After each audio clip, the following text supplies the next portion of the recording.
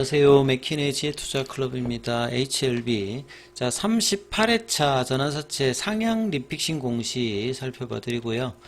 자, FD 허가 과정에서 팩트와 노이즈 관련되는 부분들, 이 팩트 체크들 다시 한번 살펴봐 드립니다. 자, 4시 58분에 나왔던 이제 부분인데요. 이 38회차 전환사채 전환가액 관련되는 부분들은 이전에도 이제 이 권리 공매도다 이렇게 질문하시는 분들도 있고, 이 부분들이 물량이 나온다 이러면서 이제 오버행 이슈 관련되는 질문이 많았던 부분인데, 오늘 공시로 보면 이제 팩트 확인이 될 겁니다. 이제 내용을 좀 한번 살펴보면요. 이 정권 발행은 작년 이제 3월 달에 되었고, 3개월마다 리픽싱 조정을 하거든요. 올라가면 상향 리픽싱, 떨어지면 하향 리픽싱. 하향 리픽싱은 최저 한도가 이제 조정 한도가 있는 어떤 이제 부분이라고 보시면 될 거고요. 그래서 6개월마다 되는 게 보일 겁니다. 6월 10일, 그 다음에 9월 9일, 12월 9일. 그러니까 이제 오늘 3월 10일이니까 이제 될 수 있는 날에 이제 들어가는 거죠. 조정가액 적용일은 3월 8일이다. 네. 3월 8일이라는 게 아시다시피 이제 주식으로 전환할 수 있는 날이다. 이제 이거 가지고 이제 물량이 나온다, 그게 아니라고 여러 번 말씀드렸고, 그래서 조정가액 적용일이 3월 8일이고, 이제 이게 어떻게 이제 확인할 수 있냐면, 조정 전 전환 가능 주식 수가 83만 2,085주죠. 그럼 리픽싱을 이번에 적용되는 게 75만 3,106주로 딱 바뀌어 있잖아요.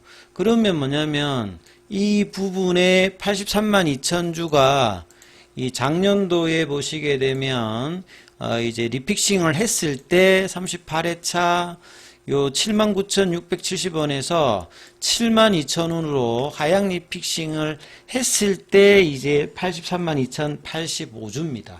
그러니까 이 물량이 그대로 이번에 주가가 올라가서 이 83만 주가 이 주가가 올라가면서 이제 72,000원에서 79,000원으로 상향 리픽싱이 되었기 때문에 주식수가 그대로 줄은 거죠. 그러니까 하나도 뭔가 이 상태에서 주식 전환 이런 것들이 안 나타났음을 이 수량으로 보면 그대로 알 수 있는 겁니다. 적용되는 부분들이 이렇다는 거. 그리고 이제 기본적으로 아셔야 되는 것은 주식이 전환된다고 하는 이제 기준일에 주식이 다 전환되는 게 아니고요.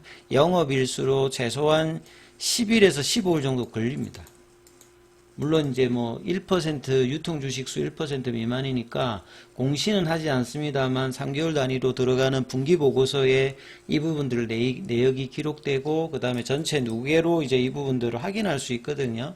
근데 이제 전환가액 조정이 들어왔을 때 이 전체 물량이 어떻게 이제 변경되는지를 보면, 이 3월 8일에 주식 전환 가능한 부분하고 지금 이제 오늘 나왔던 부분들을 본다면 그대로 이제 전환사채 부분들은 아직 있는 상태다, 이렇게 보시면 될 거고요.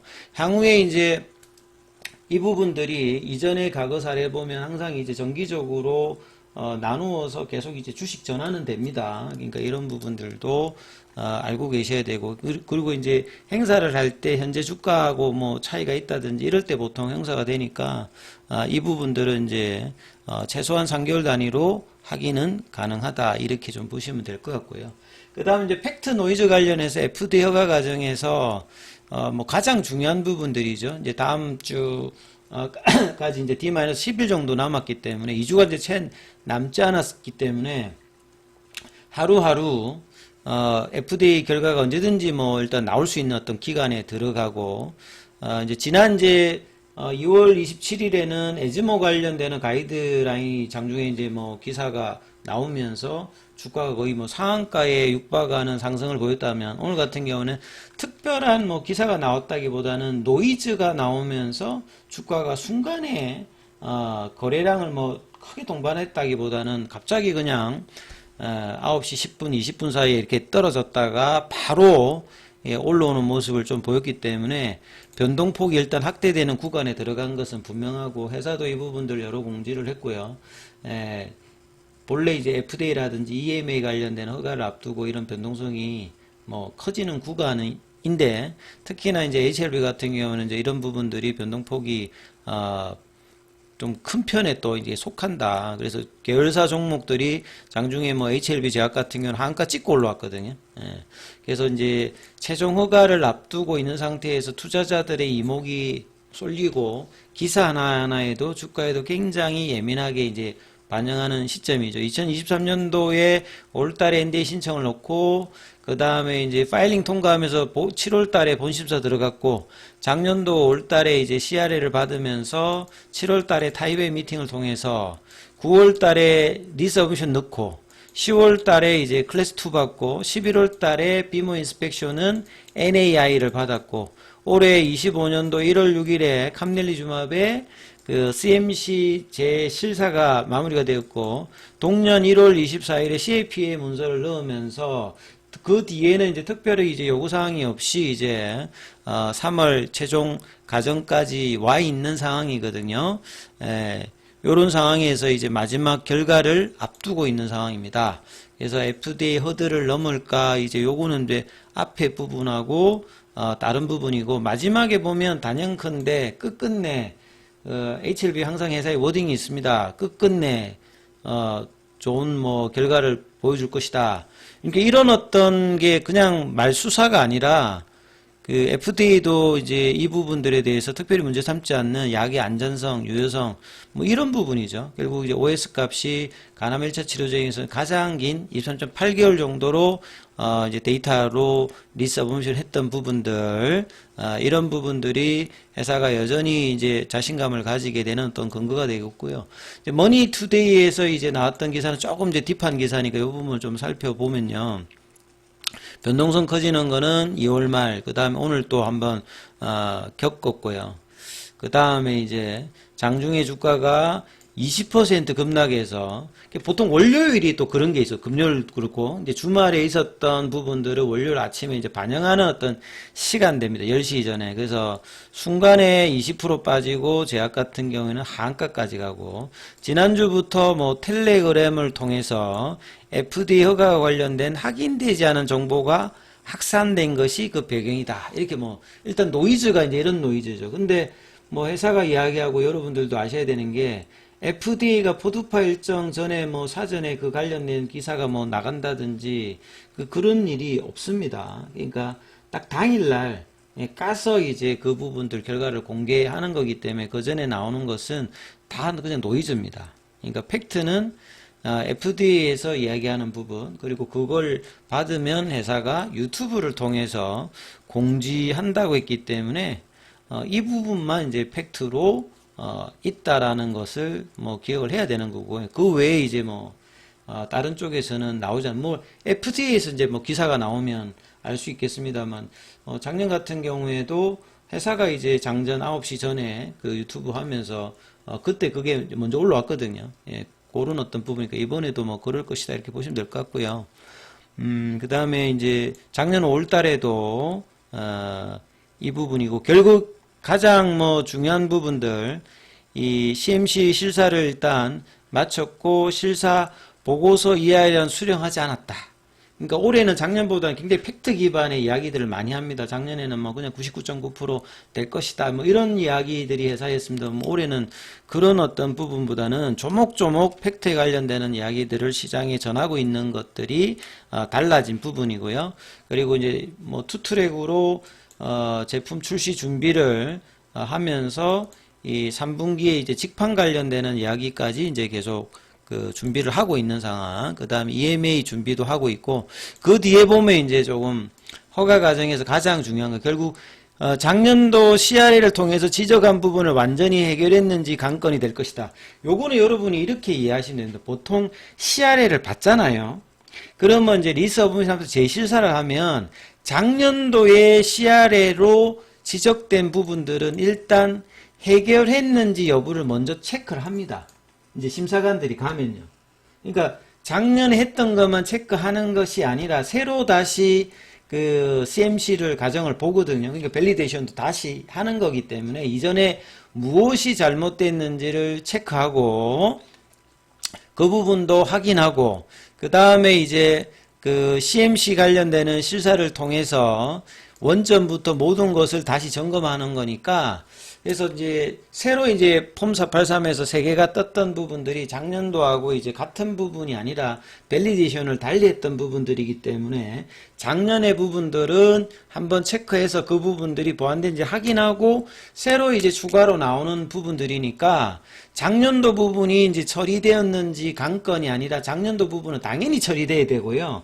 새롭게 했을 때도 FDA 규정에 문제가 없는지 되어야 이게 NAI나 VAI로 가는 거거든요. 그러니까 요런 이제 워딩들을 좀 더 이제 디테일하게 여러분들이 아셔야 된다. 그리고 이제 구체적인 내용은 항서제약의 영업 비밀이라, 이거는 이제 무슨 말이냐면 바이오 의약품은 공정 자체가 기술이고 노하우입니다.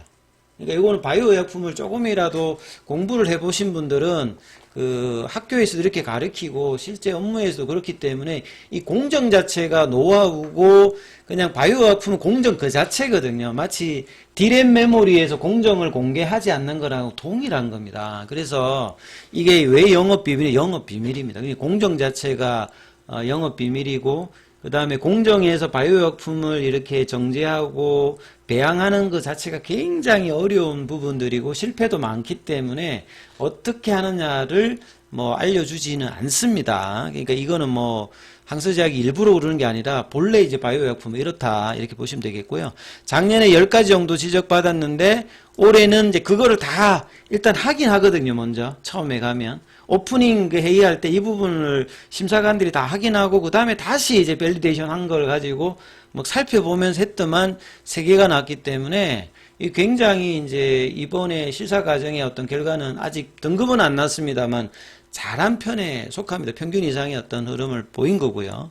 그리고 이제 뭐 트럼프 대통령의 이제 뭐 그 중국 견제가 FDA 승인가에 판매가 있다, 이거는 전혀 아니라고 계속 말씀드렸죠. 그러니까 최근에도 베이진사가 또 이제 3월 달에도 이제 식도암 관련되는 FDA 허가를 받았거든요. 작년 12월 달에도 위암 쪽에서 받고, 그러니까 중국 관련되는 부분에서 FDA 허가에 뭐가 문제가 있다 이런 프레임은 전혀 관계가 없습니다. 그러니까 유독 이제 다른 이제 중국에 이제 근거를 두고 있는 회사들 FDA는 하고 있는데 이 캄넬리주만만 그 여기에서 문제가 된다 이렇게 하는 것은 아닌데 국내에서는 계속 이제 이런 이야기를 하고 있고, 그래서 이제 FDA 그 HLB 관계자들은 뭐 불이익은 전혀 없다. 왜냐하면 다른 회사들도 다 그렇게 하면은 이제 이게 뭔가 프레임이다 이러겠지만 실제로 지금 FDA에서는 그렇지 않으니까요. 그러니까 EIR 보고서도 막 띄워주고 다 이제 진행하고 있습니다.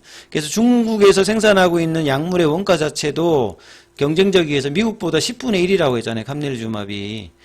그래서 이제 이렇기 때문에 항서제약은 제조시설 관련되는 능력도 반드시 지금 갖추고 싶은 겁니다. 그래서 작년도에 업데이트도 했고, 이제 CMC 관련되는 그 경력자도 부사장으로 채용해서 이제 이번 준비를 자신감 있게 준비한 결과였다, 이렇게 좀 보셔야 되겠고요.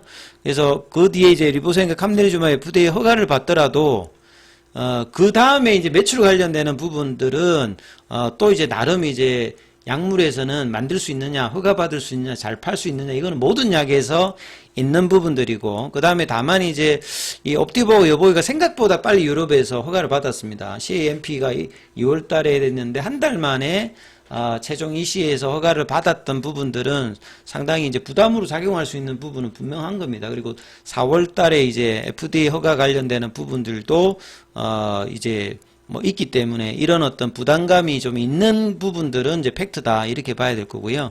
그 다음에 이제 그 2월 달에 에즈모 관련되는 부분들은 또 이제 호재로 또 팩트 관련되는 부분이 있고, 다만 이제 국내 이제 증권사에서 이 부분들을 왜 이토록 안 다루는지가 참 이제 의문점입니다. 그러니까 이 정도 되면은 충분히 리포터가 나와서 이 부분들을 관심사를 두고 다뤄야 되는데, 제대로 된 리포터가 안 나오고 있는 게 정말 이게 좀 안타까운 현실이죠. FDA보다 그 EMA가 좀 더 보수적입니다. 여기에 이제 공고사항에 그 허가를 받으면 이제 A등급으로 가겠습니다만, B등급도 83%입니다만, 요 17%로 A등급까지 나왔다는 부분들은 상당히 이제 긍정적으로 치료진들을 보고 있다는 부분들, 이 부분들은 또 이제 팩트다 이렇게 좀 보셔야 되는 상황이죠. 그래서 이런 팩트와 노이즈, 그러니까 확률적으로는 작년보다 높아가도 이제 100%는 아니니까 이런 상황에서 이제 노이즈가 오면서 이제 등락을 하는 어떤 구간이 오늘 있었고, 그 부분의 어떤 결과가 전체적으로는 주가가 밑꼬리가 있는 음봉이 빠졌다는 것이 굉장히 좀 아쉬운 어떤 부분들은 분명한 어떤 상황이다 이렇게 좀 봐야 되겠습니다. 자, 그리고 좀 더 자세하고 디테일한 어떤 부분들 내용들은 이번 주 토요일 날 온라인 특강으로 오전에 이제 2시간 진행됩니다. HLB 투자 전략과 기법 강의로. 그래서 비용은 이제 무료는 아니고 이제 3만원이니까 희망하시는 분들은 전화로 문자 특강 남겨주시면 절차를 안내해 드리니까 참조하시면 되겠습니다.